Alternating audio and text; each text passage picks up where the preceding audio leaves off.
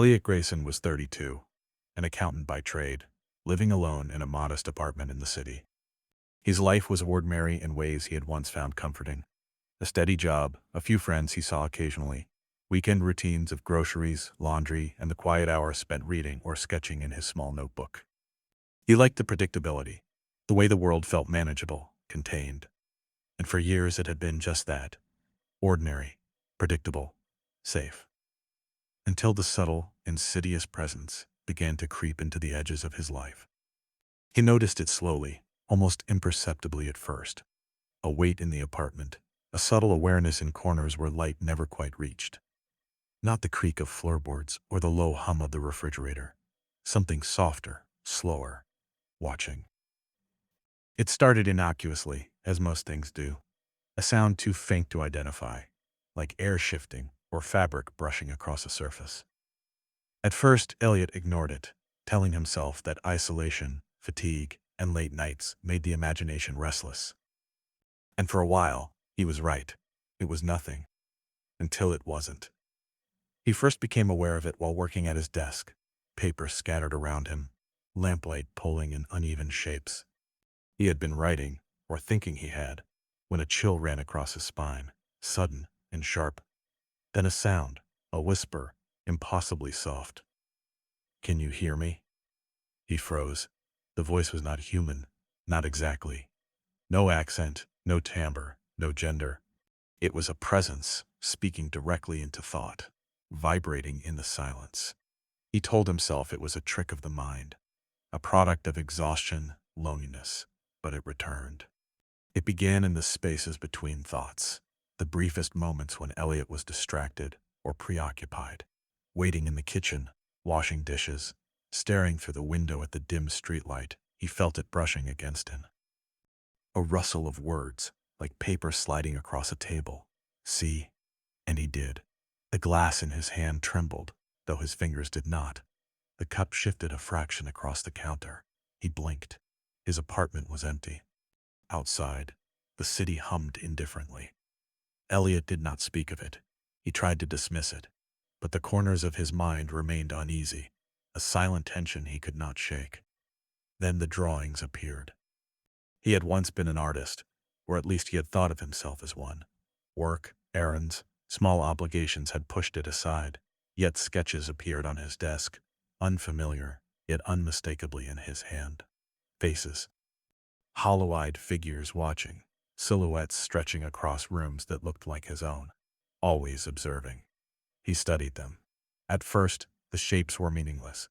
Then, slowly, shadows aligned with memory. Neighbors, coworkers, strangers, and himself, rendered in the way the world looks in half-light, in quiet and night. Elliot put them away. He told himself they were the unconscious movements of a tired hand, nightmares spilled onto paper. But the weight in the apartment persisted, patient, insistent. Small things began to change. A book on the nightstand, opened to a page he had meant to read. A cup of tea, perfectly brewed, appeared on the table, though he had not made it. Even his cat, the indifferent creature he had always thought impervious to the uncanny, stared longer than usual, pupils wide, tail flicking. He felt observed. He was observed. The whisper grew bolder. Not just words, but suggestions, planting thoughts that felt almost his own. "Do you remember?" He would sit, blank, memory pressing his chest, though nothing concrete came. Photographs of his childhood, an empty chair. A note, scrawled in handwriting he did not recognize. "I've always been here." Sleep became dangerous. Not because of nightmares, but because the whispers followed him, folding into dreams, murmuring in syllables that were familiar and alien at once. He awoke with a gnawing certainty, a subtle shift in the world he could not explain. He was being watched. Elliot tried to escape. Long walks through the city at 3 a.m, hours spent in libraries and cafes. He hoped noise, human presence, would dilute it, but it was patient. It followed. Not in form, not in sound, but in the undeniable sense that his thoughts were not entirely his own. He noticed patterns everywhere. reflections that lingered too long, shadows that moved against reason, people repeating phrases he had only thought in passing. And always, softly, the whisper, almost tender now. You know me. He did not consciously. Yet every moment confirmed it. One night, he returned home to find envelopes on the desk. Inside, more sketches. Always of him. Always observing rooms. Always searching. One image made him shiver. Him at the desk. Pencils scattered. Blank page before him.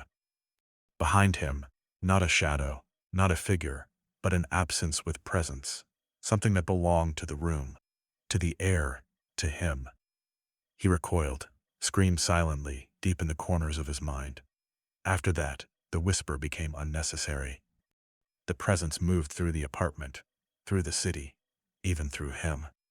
Doors opened that should have stayed closed. Keys slid from locks he had never touched. Objects appeared and vanished. His voice carried messages he could not remember speaking. Do you remember me? He could not answer. He did not want to. And yet a memory surfaced, slow and inexorable. It had always been there, before the apartment, before the city, before Elliot. A memory he did not consciously hold. A child in a room, drawing shadows on walls, watching, learning, waiting. It was his memory, and yet it was not. Realization came gradually, like frost spreading over a frozen pond. He was not alone, never had been. The whisper had always been his, and yet he had never fully been himself. Elliot stepped into the room, finally understanding. Air, walls, objects, all were language. All were messages he had failed to read. Everything he had ever done, every thought, every ordinary action, had been observed. Not by a stranger, not by another, by something patient, something separate, something that had once been him, or always had been. It had whispered, and he had listened.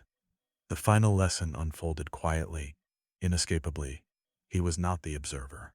He was the observed, and it would never stop watching, because it was him, because it had always been. Eventually, Elliot's friends and family noticed the changes. The late-night wandering, the obsessive sketches, the murmurs of conversations he claimed no one had spoken aloud. Concern turned to alarm when he began isolating himself entirely, convinced the apartment itself was communicating with him. Doctors diagnosed him with schizophrenia, a disorder that explained the whispers, the drawings, the shifting patterns only he could perceive. He was admitted to a mental health facility, a quiet institution in the suburbs. The apartment, the city, the presence, all became memories blurred by medication and therapy. Yet sometimes, when the lights dim and the ward grows silent, Elliot catches himself staring at the corner of his room, a chill along his spine, and the faintest thought arises in the back of his mind. It's still watching. Elliot Grayson remains in the facility now, monitored, treated, and largely isolated. Outwardly, he appears calm, polite, cooperative. But in the solitude of his room, sketchbook hidden beneath the bed, he sometimes draws shadows again, figures with hollow eyes and empty spaces that feel too familiar. He wonders, briefly, if the whispers are gone, or if they are simply waiting, patient as ever, for him to remember.